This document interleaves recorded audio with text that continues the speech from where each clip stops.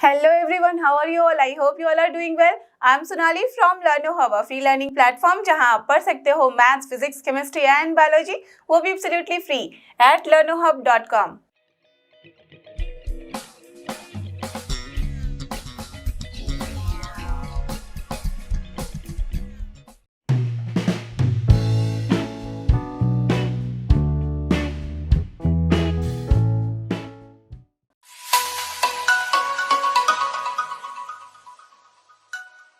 तो अब यहाँ पे देखो क्वेश्चन नंबर 1 में हमें क्या बोला जा रहा है।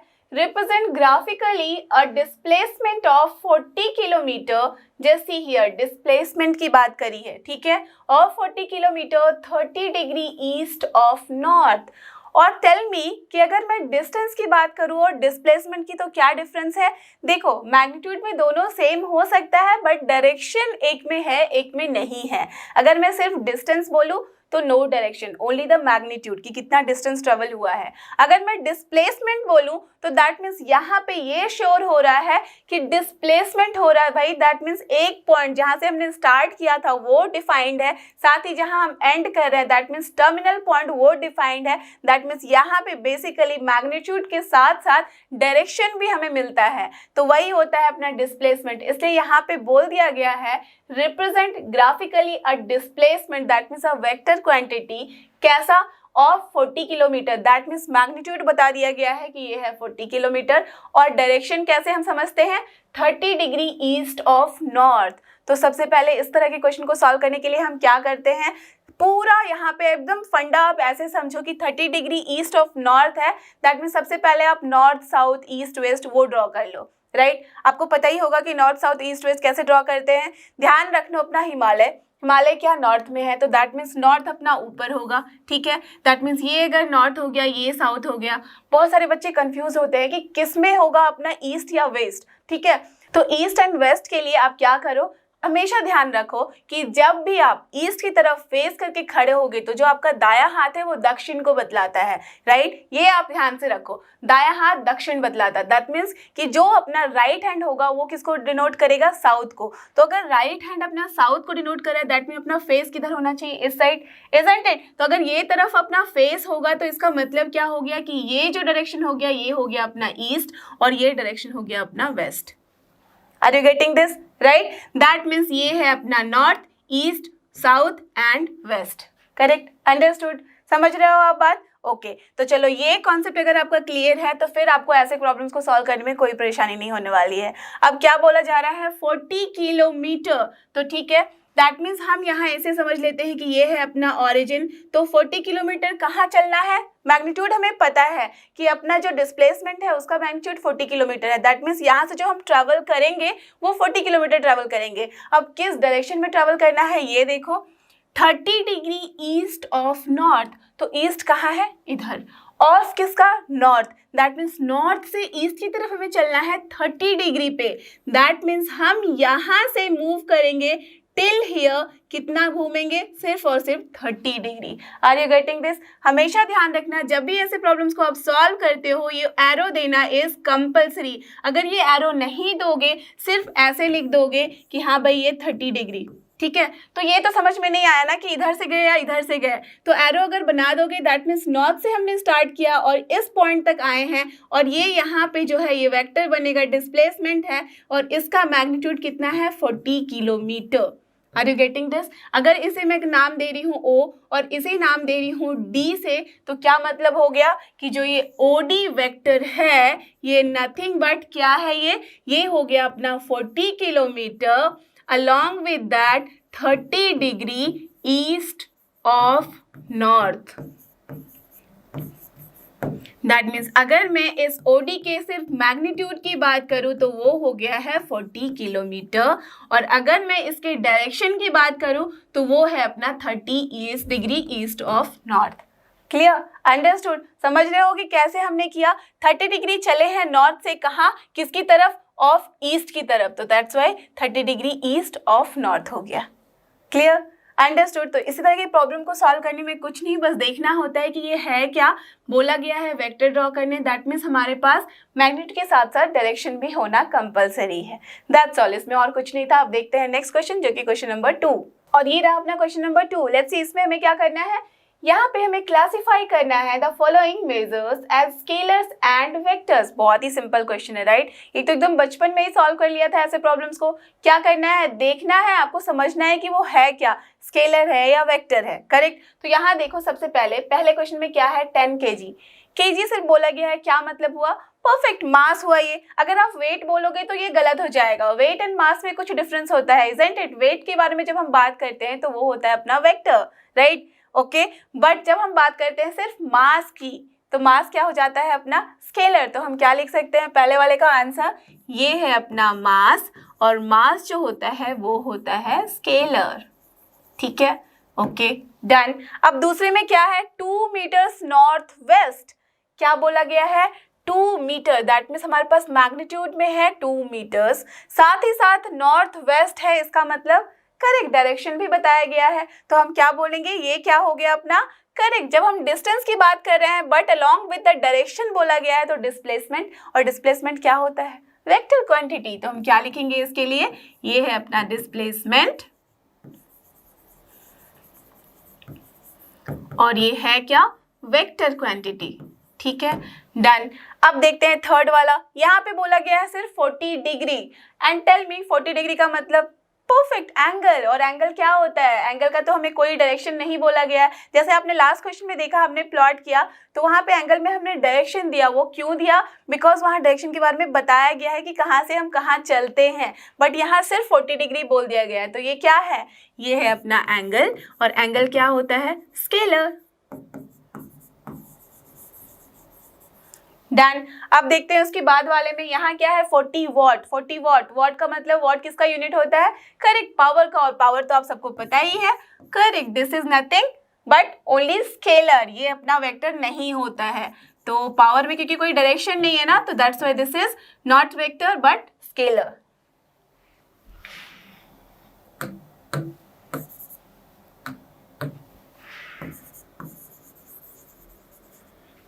अब देखते हैं उसके बाद वाला, यहाँ क्या है 10 to the power -19 coulomb.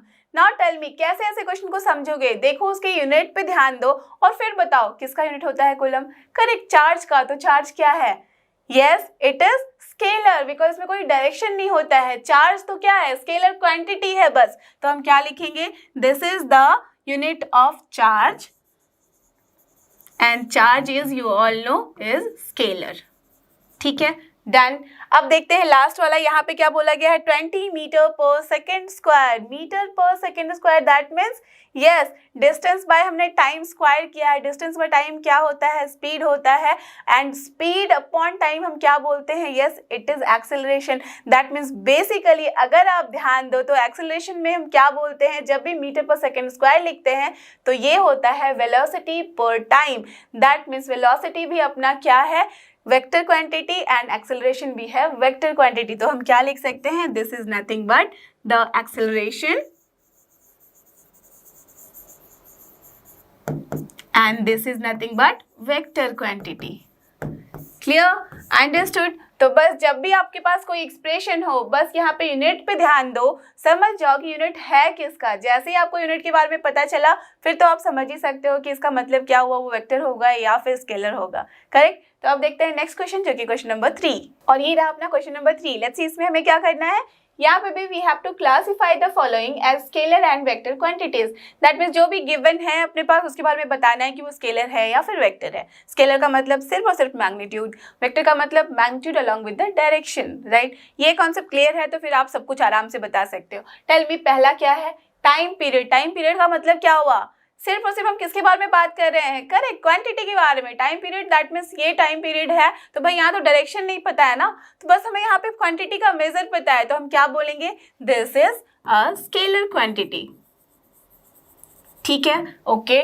Now second one क्या है यहाँ पे, डिस्टेंस। टेल मी डिस्टेंस का मतलब बस कितना डिस्टेंस ट्रेवल हुआ है उसके बारे में पता है हमें, किस डायरेक्शन में ये नहीं बताया गया है। अगर डिस्प्लेसमेंट होता तो फिर ये क्या हो जाता, वेक्टर, बट ऐसे क्या है, ये सिर्फ और सिर्फ स्केलर क्वांटिटी। तो हम क्या लिख देंगे, distance is nothing but scalar. ये सब I think you all know right, ये हमने पहले ही कर लिया है, ये सब फिजिक्स में आप ऑलरेडी जानते हो। तो फिर भी देखो फोर्स क्या है, correct, you all know mass into acceleration. Acceleration क्या होता है? Nothing but vector quantity. Of course force क्या है? किसी डायरेक्शन में हम लगाते हैं। दैट मीन्स अगर ऐसे भी सोचो, बिना फॉर्मूले के भी सोचो, तो फोर्स का मतलब किसी डायरेक्शन में लगता है। ऐसे नहीं कि फोर्स मतलब कुछ भी लग गया, कहीं भी लग गया। लगाना है दैट मीन्स कौन से डायरेक्शन में आप लगा रहे हो उस पर डिपेंड करता है, isn't it? दैट मीन्स अगर ये पेन ही है तो मैं इस तरफ से लगा रही हूँ या इस तरफ से, that means direction is more important here. तो हम क्या बोलते हैं? Along with the magnitude direction भी है, तो ये क्या हो गया अपना? स्केलर क्वांटिटी, नहीं होके वेक्टर क्वांटिटी। डन, तो फोर्स समझ में आ गया। अब देखते हैं next, velocity. Tell me. Correct, velocity का मतलब ही हो गया कि हम कौन से डिस्टेंस ट्रेवल कर रहे हैं पर टाइम, दैट मीन्स किस डायरेक्शन में। डिस्प्लेसमेंट अपॉन टाइम होता है, तो ये क्या हो गया? Correct, this is also vector. तो हम क्या बोलेंगे? वेलोसिटी भी जो है वो है अपना vector quantity. Okay, now the last one is what? It is work done. Now tell me, work done का मतलब क्या है? करेक्ट, ये होता है force into displacement. That means dot product हम लेते हैं और यहाँ पे उन दोनों का डॉट प्रोडक्ट, जब वे दो वेक्टर्स होते हैं और दोनों का डॉट प्रोडक्ट लिया जाता है तो वो क्या मिलता है हमें? Scalar quantity. और ऐसे भी आपको पता है कि वर्क डन में यहाँ पे क्या है कि कोई यहाँ पे डायरेक्शन के बारे में हम नहीं बात करते, वर्क डन होता है, that means we are just getting the quantity. तो ये क्या हो गया अपना? Scalar quantity. सो इसके साथ ही ये क्वेश्चन होता है अपना कंप्लीट। समझ रहे हो आप कि कैसे हम नोटिस करते हैं कि कहाँ पे अपना डिस्टेंस के साथ, दैट मीन्स जब भी अपने पास क्वांटिटी के साथ, दैट मीन्स यहाँ पे मैग्नीट्यूड के साथ डायरेक्शन है तो वो हो जाएगा वेक्टर, जब सिर्फ और सिर्फ मैग्नीट्यूड है तो वो हो जाएगा अपना स्केलर। क्लियर? अंडरस्टूड? तो चलो आप देखते हैं क्वेश्चन नंबर 4, और ये रहा अपना क्वेश्चन नंबर 4। देखते हैं इसमें हमें क्या करना है। In the given figure which is a square, identify the following vectors. Okay, ये देखो, पहले पिक्चर देख लो आप अच्छे से। यहाँ पे ये दिख रहा है कि स्क्वायर के फॉर्म में है, बट यहाँ पे हर जगह हमें डायरेक्शन दिख रहा है, isn't it? और हर डायरेक्शन को हमने नाम भी दे दिया है A, B, C, D vector से। करेक्ट? Okay, done. अब हमें करना क्या है? आइडेंटिफाई करना है कौन कौन से वेक्टर्स को।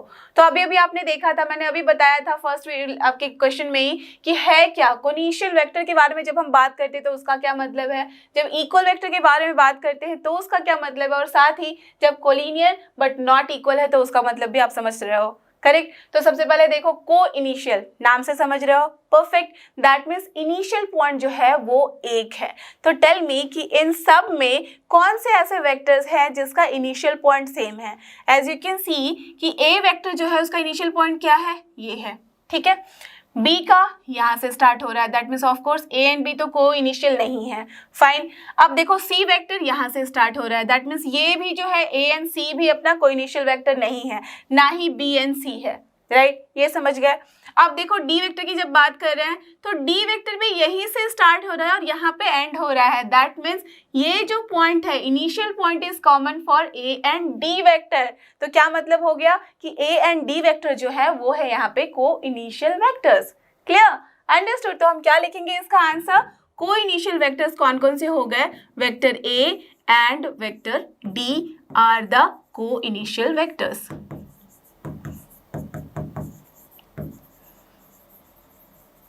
ओके फाइन, तो ये हो गया इसका आंसर। अब देखते हैं दूसरा, इक्वल। तो इक्वल वेक्टर कौन से हैं? एज क्या बोला गया है इस फिगर में, ये जो है वो है एक स्क्वायर।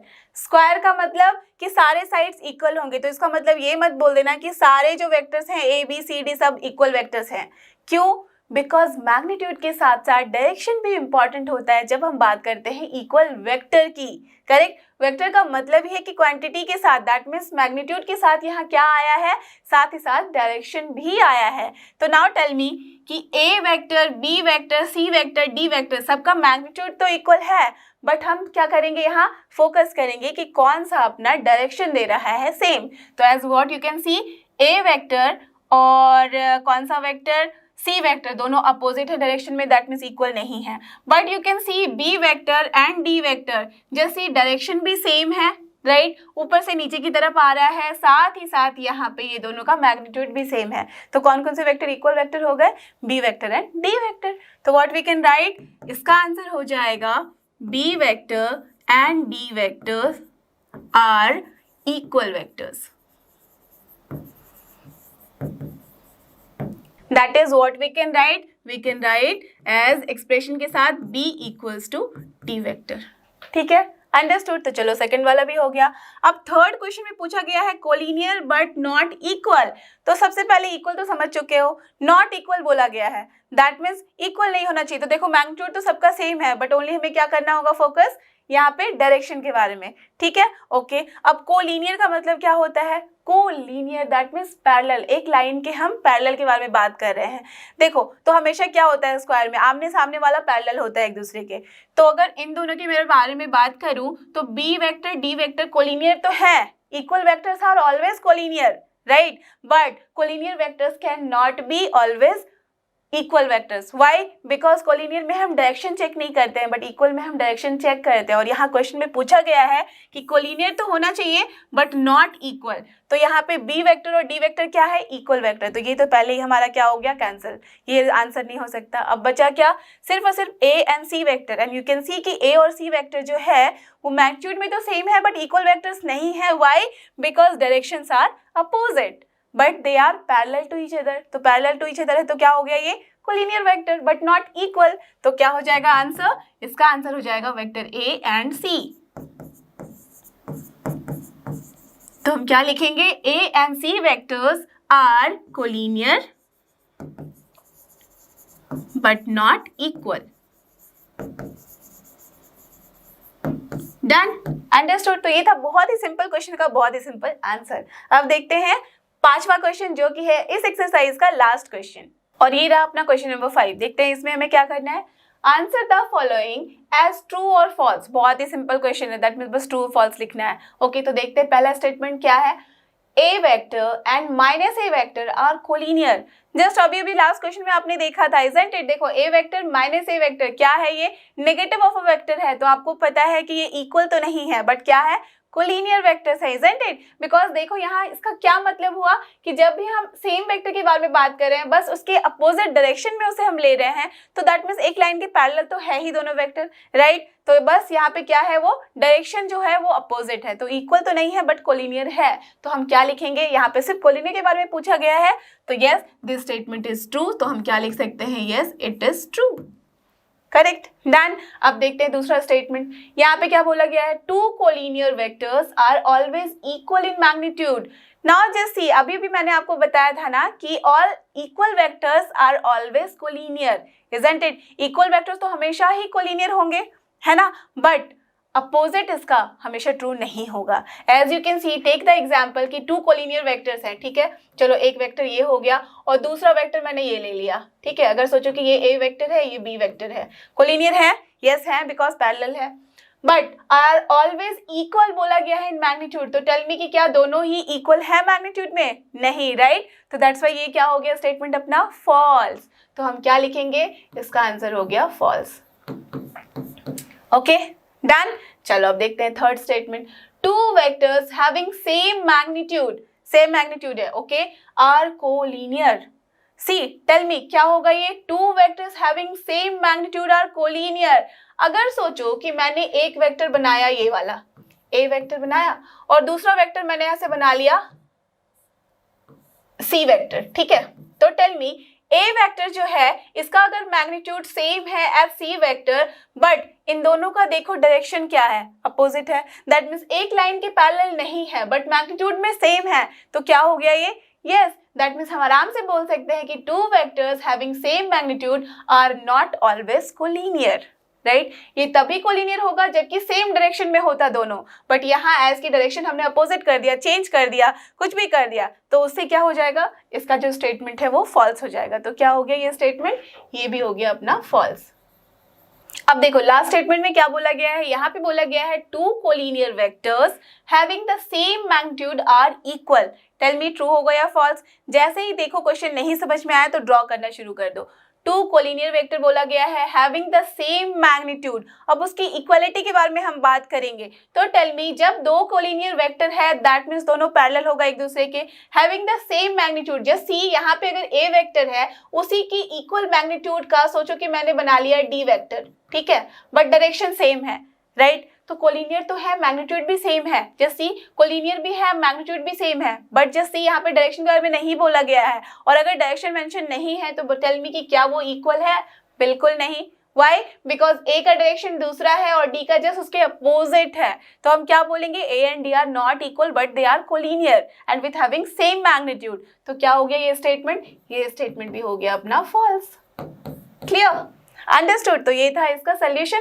अब देखते हैं नेक्स्ट एक्सरसाइज दैट मींस 10.2 के क्वेश्चंस को, और ये रहा अपना 10.2 का क्वेश्चन नंबर 1। देखते हैं इसमें हमें क्या करना है। तो कॉन्सेप्ट वही है जो मैंने आपको स्टार्टिंग में बता दिया गया है, कुछ भी नया कॉन्सेप्ट आएगा तो I will tell you about that. But यहाँ पे एज यू कैन सी कि क्या है क्वेश्चन में, compute the magnitude of the following vectors. तो मैग्नीट्यूड तो आपको पता ही है, बता चुकी हूँ मैं कि कैसे निकालते हैं। कोई भी वेक्टर है तो यू कैन सी हियर, ये क्या है, आई कैप, जे कैप एंड के कैप, दैट मीन्स इसके साथ मैग्नीट्यूड क्या क्या है। यहाँ पे आई के साथ है 1, तो वो हो गया आपका scalar component along the x axis. J के साथ क्या है 1, तो वो हो गया आपका scalar component along the Y axis. Similarly के साथ क्या है यहाँ पे 1, वो क्या हो गया, scalar component along the Z axis. Correct? और आई जे के क्या है, ये है अपना direction vectors, that means you can say यहाँ पे ये हो गया आपका vector components of X axis, Y axis and Z axis respectively. Clear? तो हमारे पास वेक्टर ए क्या है यहाँ पे, आई प्लस जे प्लस के। तो देयरफॉर जब हम बात कर रहे हैं मैग्नीट्यूड की, दैट मीन्स हम कैसे लिखेंगे, ए वेक्टर का मॉडुलस, एंड ये क्या हो जाएगा, square root of X component plus Y component plus Z component, सबका स्क्वायर। राइट? स्क्वायर का एडिशन लेते हैं, that means X square plus Y square plus Z square. तो एक्स स्क्वायर क्या होगा यहाँ पे, 1 का स्क्वायर प्लस अगेन 1 का स्क्वायर प्लस अगेन 1 का स्क्वायर, और ये क्या हो गया, square root of 3। So this is the answer. और हम जनरली प्लस लेते हैं साइन, क्यों, बिकॉज हम यहाँ पे जो डिस्टेंस के बारे में बात कर रहे होते हैं, मैग्नीट्यूड के बारे में बात कर रहे होते हैं, वो होता है अपना modulus, that means positive sign only. Clear? Understood? Because negative हम डिस्टेंस के बारे में बात करते नहीं हैं। ओके, तो चलो ये हो गया इसका आंसर। अब देखते हैं बी के लिए। तो बी वेक्टर यहाँ पे हमें दिख रहा है, इसमें क्या है, X component 2, Y component -7, Z component -3। तो जब बी वेक्टर का मैग्नीट्यूड लिखेंगे तो कैसे लिखेंगे, same modulus of B vector, that means this is the magnitude of this B vector, और वो क्या हो जाएगा, स्क्वायर रूट ऑफ सबका square, that means 2 square plus -7 का स्क्वायर, ठीक है, प्लस -3 का स्क्वायर, बिकॉज कंपोनेंट्स क्या है, जो भी है साइन के साथ हम लिखेंगे। राइट? तो ये हो गया, आप tell me what is this, this is 4 plus 49 plus 9, और ये कितना हो जाएगा, 9 प्लस 9 18, 18 एंड 4 2 होता है 12, तो ये हो गया अपना square root of 62। Correct? So this is the answer for this one. Okay, done. तो बी वेक्टर हमने लिख लिया। अब लिखना है सी वेक्टर का मैग्नीट्यूड। तो सी वेक्टर का जब हम मैग्नीट्यूड लिख रहे हैं तो इसे भी वैसे ही लिखेंगे, सी का modulus, isn't it, C vector का मॉडुलस, तो वो क्या हो जाएगा, square root of X component का स्क्वायर, दैट इज 1/√3 का स्क्वायर, प्लस ये भी है अपना 1/√3 तो इसका स्क्वायर, प्लस ये भी है अपना 1/√3 तो इसका भी स्क्वायर। करेक्ट? और ये टोटल क्या हो गया, ये हो गया अपना 1/3 plus 1/3 plus 1/3, that means this is 3/3, तो क्या हो गया वो 1, तो स्क्वायर रूट ऑफ 1 कितना होता है, nothing but 1। So this is the answer. Clear? Understood? था बहुत ही इजी, इजंट इट? तो देखते हैं अब नेक्स्ट क्वेश्चन जो कि क्वेश्चन नंबर 2, और ये रहा अपना नेक्स्ट क्वेश्चन जो कि क्वेश्चन नंबर 2। लेट्स सी इसमें हमें क्या करना है, write two different vectors having same magnitude. ध्यान से देखो क्या बोला गया है, दो डिफरेंट वेक्टर लिखना है हमें जिसका मैग्नीट्यूड सेम हो। तो टेल मी, क्या ऐसा कोई वेक्टर्स लिख सकते हो? बिल्कुल, इजंट इट? कैसे? थिंक कि हमें मैग्नीट्यूड तो सेम होना चाहिए, बट यहाँ पे हम डिफरेंट वेक्टर्स लिखने वाले हैं, दैट मीन्स उसका डायरेक्शन तो अपोजिट हो सकता है, इजंट इट? दैट मीन्स अगर सोचो कि एक वेक्टर मैंने ऐसा ले लिया, ठीक है, ये वेक्टर ए है, अब सेम मैग्नीट्यूड का मैं एक और वेक्टर ले रही हूँ जिसका सोचो कि डायरेक्शन ये हो गया, तो नाउ जस्ट सी, मैग्नीट्यूड सेम है बट डायरेक्शन क्या है, opposite, that means different. Okay, इसी तरह से मैंने ये ले लिया वेक्टर सी, तो यहाँ पे भी देखो मैग्नीट्यूड सेम है but direction you can see कि अपोजिट है। सिमिलरली मैं ऐसा भी एक वेक्टर ले सकती हूँ जिसका कि है मैग्नीट्यूड सेम और बस डायरेक्शन डिफरेंट। तो कैन यू इमेजिन कि कैसे वेक्टर्स हम बना सकते हैं, ऐसे इनफाइनाइट नंबर ऑफ वेक्टर्स हम लिख सकते हैं जिसका मैग्नीट्यूड तो सेम है बट वो डिफरेंट है, राइट? तो हम क्या लिख सकते हैं इसका answer, there are infinite numbers of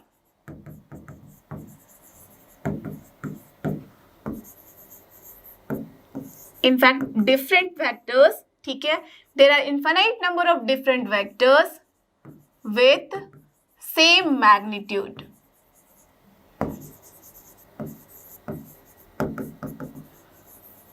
clear, understood. Why, जैसे पिक्चर भी दिखा के आप बता सकते हो, बट इसका आंसर यही है कि ऐसा कोई डिफिनेट दो ही वेक्टर्स नहीं है जिसका कि मैग्नीट्यूड सेम है, बट यहाँ पे हम इनफाइनाइट नंबर ऑफ ऐसे पेयर्स बना सकते हैं जो क्या है, मैग्नीट्यूड सेम है बट डिफरेंट वेक्टर्स है।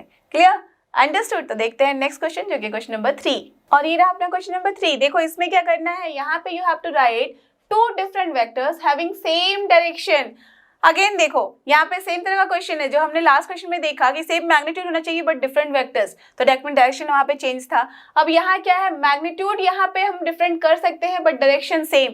तो टेल मी कि अगर मैं कोई भी आपको दो ऐसे एग्जांपल पूछूं तो आप क्या बता नहीं सकते? बिल्कुल बता सकते हो, राइट। और आपकी क्लास में आई एम श्योर कि जिस भी बच्चे से पूछूंगी सबका आंसर डिफरेंट ही होगा। मे बी कि ऐसा हो जाए कोइंसिडेंटली कि एक ही आंसर दे दिया दो बच्चों ने, बट सबके दिमाग में डिफरेंट ही आइडियाज आने वाले हैं, isn't it? तो इसका मतलब क्या हुआ कि अगर सिंपल तरीके से मैं एक्स एक्स, ये अगर मेरा वाई एक्सिस है, ये है अपना जेड एक्सिस और ये है एक्स एक्सिस, ठीक है।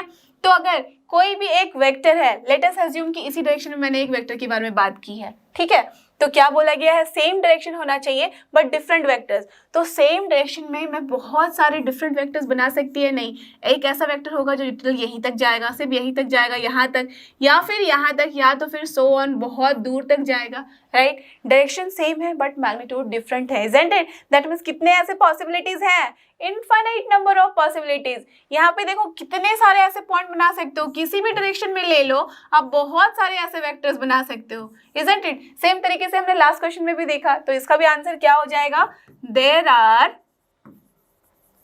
Infinite numbers of vectors with same infinite numbers of different vectors, you can write different vectors with same magnitude, correct। ऐसे भी देखो, अगर आप सिंपल इसका एकदम लॉजिक समझना चाहते हो तो ये तो समझ ही गए पिक्चर से।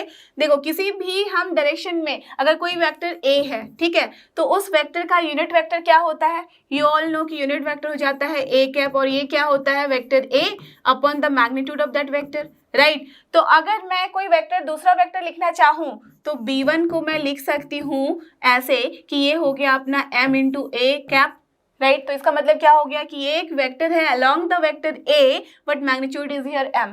ना मैं चाहूँ तो b2 भी तो लिख सकती हूँ जहाँ पे n ले लिया और वेक्टर a का ही कैप ले लिया, राइट। सिमिलरली मैं ऐसे इनफाइनाइट नंबर ऑफ वेक्टर्स लिख सकती हूँ जिसका मैग्नीट्यूड चेंज करती जाऊंगी बट डायरेक्शन सेम रहेगा। Are you getting this? So that's why there are infinite numbers of vectors of this condition. Clear, understood. तो चलो अब देखते हैं नेक्स्ट क्वेश्चन जो कि क्वेश्चन नंबर 4, और ये रहा अपना नेक्स्ट क्वेश्चन जो कि क्वेश्चन नंबर 4। लेट्स सी इसमें हमें क्या करना है, find the values of x and y, ठीक है, so that the vectors 2i plus 3j and xi plus yj are equal. बहुत ही सिंपल क्वेश्चन है, टू वेक्टर्स गिवन है, वो दोनों इक्वल होने के लिए क्या करना है, हमें x एंड y की वैल्यू बतानी है। तो आपको पता है कि दो वेक्टर तभी इक्वल होते हैं जब उसका magnitude and along with that direction same होता है, राइट। तो मैग्नीट्यूड एंड डायरेक्शन सेम होने का क्या मतलब हुआ, दैट मीन्स जब भी हम दो वेक्टर को कंपेयर करेंगे, दोनों को इक्वल हम बोल रहे हैं, तो कंपेरिजन करने पे दोनों के जो रेक्टेंगुलर कंपोनेंट्स हैं, दैट मीन्स जो स्केलर एंड जहाँ पे वेक्टर कंपोनेंट्स बोलते हैं हम, राइट, x एंड y, वो क्या होने चाहिए, रेस्पेक्टिवली इक्वल होने चाहिए। इसका क्या मतलब हुआ कि here for the given vectors to be equal,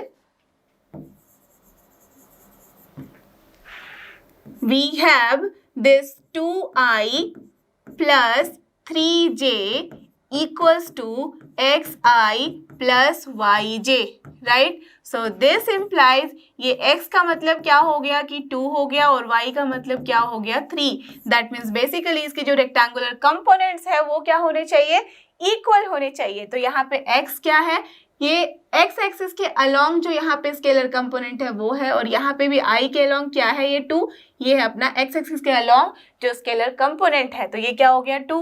so x and 2 equal होंगे तभी ये वेक्टर इक्वल होगा, साथ ही साथ जब y एंड 3 इक्वल होंगे तो ये वेक्टर्स इक्वल है। क्लियर, अंडरस्टूड था ना, बहुत ही सिंपल सा क्वेश्चन है इसका आंसर। तो चलो ये क्वेश्चन हो गया, आप देखते हैं क्वेश्चन नंबर 5, और ये रहा अपना क्वेश्चन नंबर 5। यहाँ पे हमें क्या करना है देखते हैं, Find the scalar and vector components of the vector with initial point this and the terminal point this. देखो अभी भी मैंने बात करी है ना स्केलर एंड वेक्टर कंपोनेंट्स की, तो उसी के बारे में हमें पूछा गया है। कब? जबकि initial point as well as terminal point पता है। तो इनिशियल पॉइंट दैट मीन्स अगर उसमें प्लॉट करना चाहूँ तो जस्ट रैंडमली मैं लिख रही हूँ दिस इज 2,1 फाइन, ये हो गया अपना इनिशियल पॉइंट। हम कहाँ तक जा रहे हैं? एक पॉइंट है जो कि कहलाता है टर्मिनल पॉइंट, जहाँ पे हम एंड करते हैं अपनी जर्नी, करेक्ट। तो यहाँ से स्टार्ट किया और यहाँ पे एंड किया, फाइन। दैट मीन्स अगर मैं इसे कंसिडर कर लूँ कि ये पॉइंट है अपना ए और ये पॉइंट है अपना बी, ठीक है। That means initial point is here A and terminal point is here B. तो बेसिकली हमें चाहिए क्या? वेक्टर ए बी के लिए हमें बताना है क्या है scalar components as well as क्या है वेक्टर कंपोनेंट्स। तो कैसे निकालते हैं? आपको अच्छे से पता है कि अगर मैं यहाँ पे ए बी वेक्टर लिखना चाहूँ तो वो क्या हो जाता है? करेक्ट, यहाँ पे -5 -2i देन +7 -1 का j, राइट, ऐसे ही लिखते हैं। तो जस्ट एग्जाम्पल यहाँ क्या लिखना है? Let the initial point be A, ठीक है, that is here 2,1 and the terminal point be here B, that is here -5, 7, ठीक है। So therefore vector A B को मैं कैसे लिखूंगी आप सबको पता है, it can be written as -5 -2i, ठीक है, +7 -1 j and that is nothing but what? -7i + 6j. अब टेल मी, आप सब समझ ही गए होंगे कि इसका क्या होगा स्केलर कंपोनेंट और क्या होगा vector component. So therefore the scalar component